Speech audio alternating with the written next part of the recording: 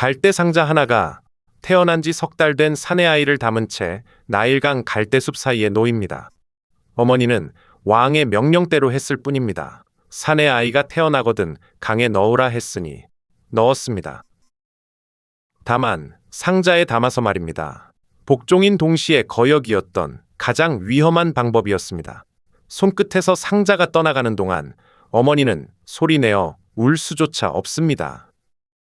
그런데 물에서 그 아이를 건져 올릴 사람은 하필 그 명령을 내린 왕의 딸입니다.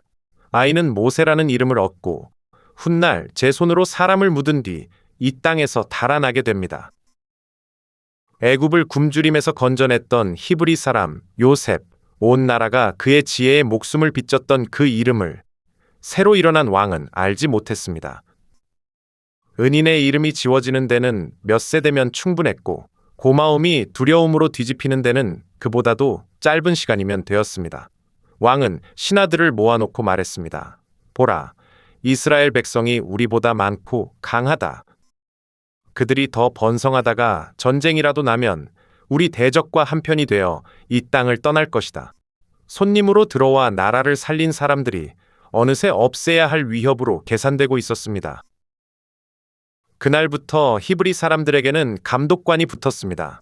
진흙을 밟는 맨발과 짚을 섞는 구분 등 해가 뜨기도 전에 달아오르는 벽돌 가마의 열기, 그리고 등 뒤에서 공기를 가르는 채찍 소리.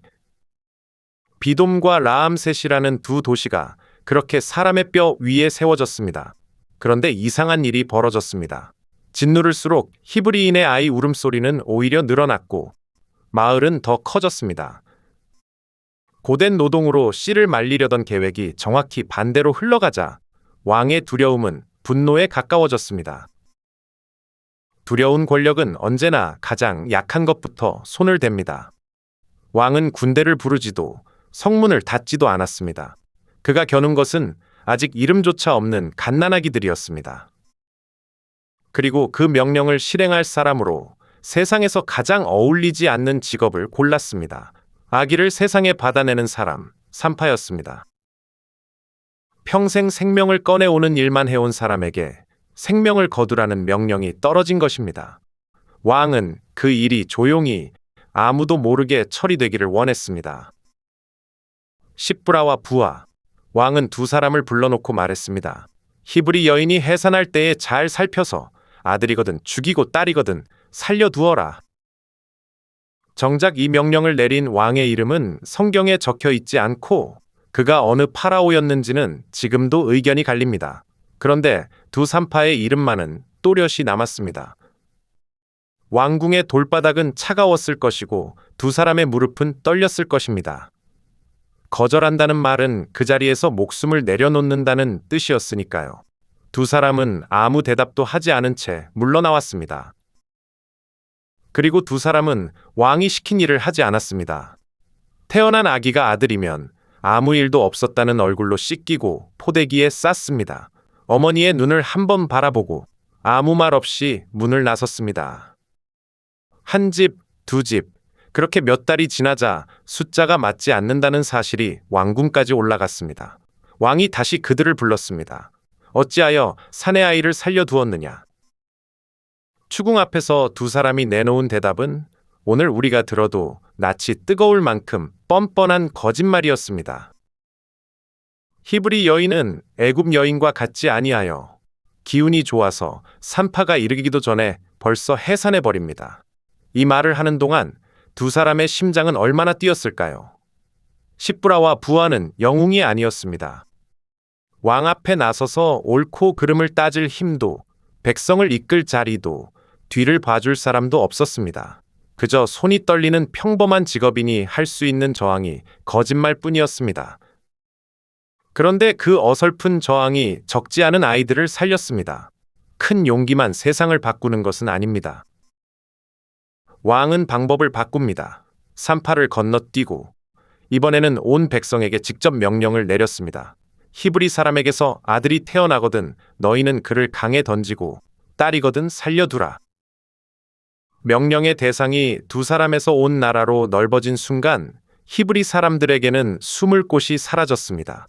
이제 아기를 강에 던질 사람은 병사가 아니라 어제까지 인사를 나누던 이웃이었습니다. 나일강은 애굽 사람들에게 생명의 젖줄이었습니다. 바로 그 강이 히브리 사람들에게는 아이를 삼키는 무덤이 되었습니다. 그 무렵 레위 가문의 한 여인이 아들을 낳았습니다. 요게벳이라는 이름의 어머니였습니다. 보통의 집이라면 아들이 태어났다고 온 마을이 모였겠지만 그 집에서는 산모의 신음소리조차 급하게 눌러 삼켜야 했습니다. 어머니는 아기의 얼굴을 한참 들여다보다가 아무에게도 알리지 않기로 결심합니다. 축하받아야 할 생명이 감춰야 할 비밀이 되는 세상에서 어머니가 할 수 있는 첫 번째 일이 그것이었습니다. 집에는 위로 딸 미리암과 아들 아론이 있었고 어린 딸에게도 침묵이 맡겨졌습니다. 석 달이었습니다. 낮에는 아기가 잠든 틈에 일을 하고 아기가 깨면 하던 일을 멈췄습니다. 밤이 더 무서웠습니다. 골목 저편에서 발소리가 들려오면 어머니는 아기의 입에 급히 젖을 물렸습니다. 울음이 터지기 전에 막아야 했으니까요. 발소리가 문 앞을 지나 멀어질 때까지 어머니는 숨조차 쉬지 않았습니다. 그런 밤이 하루 이틀이 아니라 90일 가까이 이어졌습니다. 그 집에서 사랑한다는 말보다 더 자주 오간 말은 조용히 하라는 말이었습니다. 아이가 웃어도 겁이 나고 잠이 깊어도 겁이 나는 날들이었습니다. 그러나 아기는 자랍니다. 그것이 문제였습니다. 목소리가 커지고 팔다리에 힘이 붙고 낮에도 웃음소리가 담장 밖으로 새어나가기 시작했습니다. 어느 날 요게벳은 인정합니다. 더는 숨길 수 없다는 것을. 이 이야기에서 처음으로 무너지는 사람은 왕도 애굽도 아니었습니다. 내 아이를 내가 지킬 수 없다고 어머니가 스스로 선언하는 순간이었습니다. 세상의 모든 부모가 가장 두려워하는 문장을 어머니는 소리내어 자기 자신에게 말해야 했습니다. 그래서 어머니는 갈대를 꺾으러 나갑니다. 강가에서 자라는 파피루스 줄기를 베어다 엮고 안팎으로 역청과 나무진을 발랐습니다. 물 한 방울 새지 않도록 아주 꼼꼼하게. 생각해보면 기가 막힌 일입니다. 물이 새면 아이가 죽으니 완벽하게 막아야 하는데 그 완벽한 상자의 목적은 아이를 자기 품에서 떼어보내는 것이었습니다. 살리기 위해 만드는 물건이 동시에 이별의 도구였습니다. 그것을 엮는 내내 어머니는 무슨 생각을 했을까요? 이른 아침 강가의 갈대 사이에 상자가 놓입니다. 왕의 명령은 아기를 강에 던지라는 것이었고 그녀는 분명히 아기를 강에 두었습니다. 명령에 복종하면서 동시에 거역하는 세상에서 가장 위험한 방식이었습니다. 물결이 상자를 한번 밀었다가 다시 갈대 쪽으로 되돌려 놓았습니다. 어머니는 돌아서서 걸었고 몇 걸음마다 멈췄다가 다시 걸었습니다. 조금 떨어진 갈대밭 안에서는 누이 미리암이 숨을 죽이고 그 상자를 지켜보고 있었습니다. 그날 아침 강에 내려온 사람은 또 있었습니다. 바로의 딸이 목욕을 하러 온 것입니다. 시녀들이 강가를 따라 걸었고 공주는 물속으로 들어갑니다. 세상에서 가장 안전한 여자와 세상에서 가장 위험한 아기가 같은 강물 안에 있었습니다. 그때 갈대 사이에서 물살에 흔들리는 검은 상자 하나가 그녀의 눈에 들어왔습니다. 공주는 시녀를 보내 그것을 가져오게 했습니다. 이제 상자를 여는 사람은 그 명령을 내린 왕의 딸이었습니다. 뚜껑이 열리는 순간 아기가 울었습니다. 그 울음소리 하나로 모든 것이 설명되었습니다. 그녀는 아기를 내려다보며 말합니다. 이는 히브리 사람의 아기로다. 한눈에 알아보았다는 뜻입니다. 왜 이런 상자가 강가에 놓여 있는지, 자기 아버지가 무슨 명령을 내렸는지도 몰랐을 리 없습니다. 성경은 공주가 무엇을 어디까지 알았는지는 적어두지 않았습니다. 다만 그 순간을 아주 짧게 적어 놓았습니다.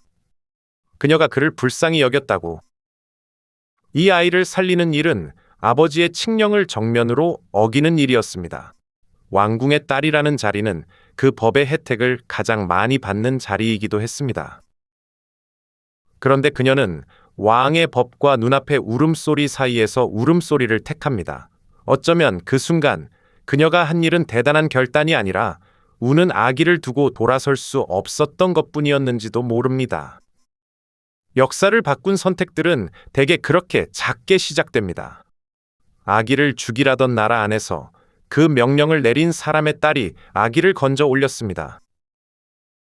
그때 갈대밭에서 한 소녀가 걸어 나옵니다. 멀찍이 서서 지켜보던 누이였습니다.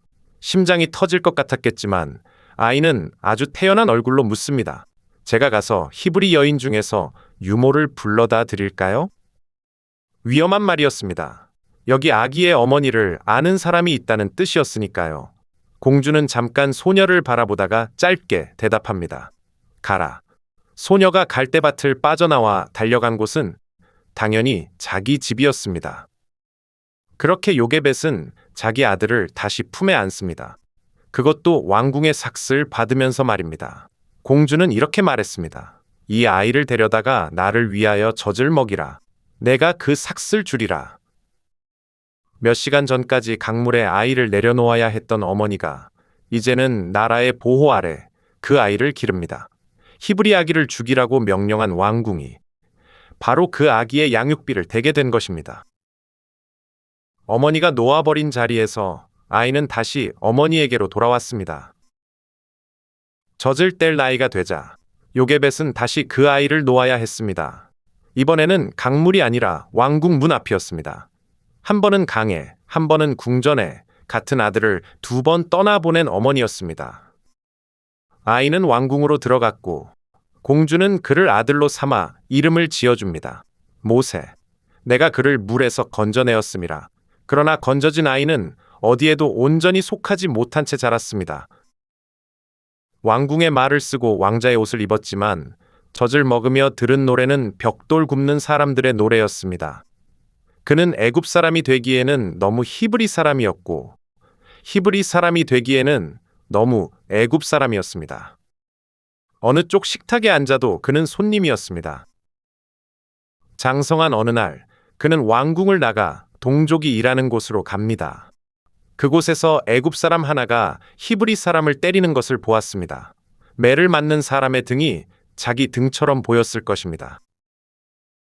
그 다음에 이어지는 한 문장이 이 사람의 모든 것을 말해줍니다. 그는 좌우를 살펴보았습니다. 옳은 일을 하려는 사람의 동작이 아니었습니다.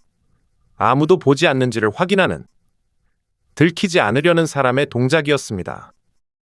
정의는 뜨거웠고 그 뜨거움에는 준비가 없었습니다.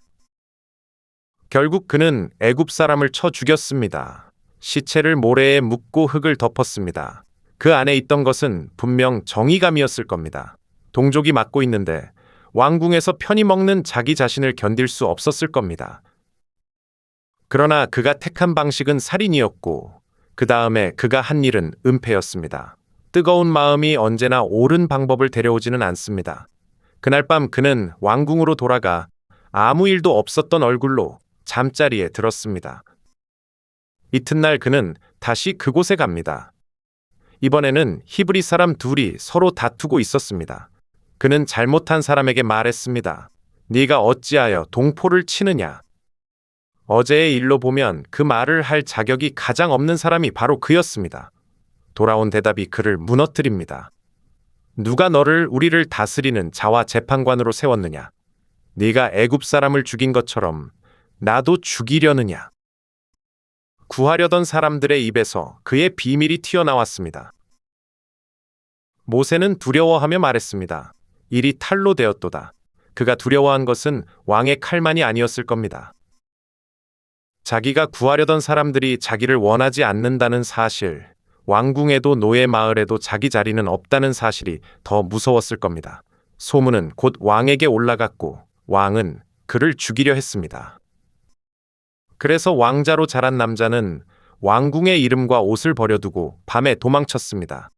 그때 그의 나이가 40세였다고 후대의 기록은 전합니다. 아무도 배웅하지 않는 밤이었습니다. 광야를 건너 미디안 땅에 이르렀을 때 그에게 남은 것은 아무것도 없었습니다. 이름도 신분도 자기를 설명할 문장도 없었습니다. 그는 우물가에 주저앉습니다. 그때 목자들이 몰려와 물을 기르러 온 처녀들을 밀어내는 것을 보았습니다. 왕궁에서 자란 사람이 남의 집 양떼에게 물을 길어줍니다. 사람을 묻고 도망친 자가 도망친 땅에서 처음 한 일이 목마른 짐승에게 물을 주는 일이었습니다. 그 집의 아버지는 미디안 제사장이었습니다. 성경은 이 대목에서 그를 르우엘이라 부르고 뒷장에서는 이드로라는 이름으로 부릅니다. 두 이름이 한 사람을 가리키는 다른 호칭인지 아닌지는 예로부터 의견이 갈립니다. 그는 모세를 불러 함께 식사를 했고 모세는 그 집에 머물게 됩니다. 딸 십보라와 가정을 이루고 얼마 뒤 처사들이 태어났습니다. 아버지가 아들에게 붙인 이름은 게르솜이었습니다. 뜻은 이렇습니다. 내가 타국에서 나그네가 되었음이라. 자기 처지를 자식의 이름에 새겨 넣는 일은 그 시대에 드물지 않았습니다. 다만 하필 그가 새겨 넣은 말이 나그네였습니다. 물에서 건져진 자가 스스로를 떠내려온 자라고 부르며 살고 있었습니다. 그렇게 긴 세월이 흘렀습니다. 전해지기로는 40년이었습니다. 왕자의 옷을 입던 사람이 목자의 옷을 입고 조급했던 주먹은 양의 수를 세는 일을 배웁니다. 세상에서 가장 화려한 궁을 알던 사람이 이제는 어느 바위 그늘에 물이 고이는지를 압니다. 아무도 그의 이름을 부르지 않는 세월, 자기가 무엇을 위해 사는지 스스로도 대답할 수 없는 세월이었습니다. 그 사이 애굽에서는 그를 죽이려던 왕이 죽었습니다. 그러나 왕이 바뀌어도 벽돌 가마는 식지 않았습니다. 애굽에 남은 히브리 사람들의 신음은 오히려 더 깊어졌습니다. 사람들은 고된 노동 때문에 탄식하며 부르짖었고 그 소리가 하늘에 닿았습니다. 성경은 그 장면을 이렇게 기록합니다. 하나님이 그들의 고통 소리를 들으시고 오래전 아브라함과 이삭과 야곱에게 하신 약속을 기억하셨다. 아무 일도 일어나지 않는 것처럼 보이던 그 세월 동안 무언가는 조용히 준비되고 있었습니다. 다만 준비된 당사자만 그것을 몰랐습니다. 갈대 상자에 아이를 넣던 어머니도, 왕 앞에서 거짓을 고하던 산파도, 사람을 묻고 도망친 청년도 자기가 무엇을 시작했는지 몰랐습니다. 그들은 그저 그날 감당할 수 있는 만큼만 했을 뿐입니다. 그런데 그 작은 목들이 모여 한 민족의 역사가 되었습니다. 당신이 끝내 감당하지 못해 손에서 놓아버린 것, 실패라는 이름을 붙이고 모래로 덮어두었던 그 시간은 정말로 끝난 이야기였을까요? 물에서 건져진 사람이 아직 아무도 건지지 못한 채 광야의 양떼 곁에 서 있었습니다. 그리고 그 침묵은 그가 생각한 것보다 훨씬 길었습니다. 어느 날 그는 양떼를 몰고 호렙산 쪽으로 올라갑니다. 그곳에서 불이 붙었는데도 타지 않는 떨기나무를 만나고 그 앞에서 자기 이름을 부르는 목소리를 듣게 됩니다. 그런데 성경이 전하는 셈으로 80줄에 접어든 도망자는 그 부르심 앞에서 가장 뜻밖의 대답을 내놓습니다. 다음 이야기에서 이어가겠습니다.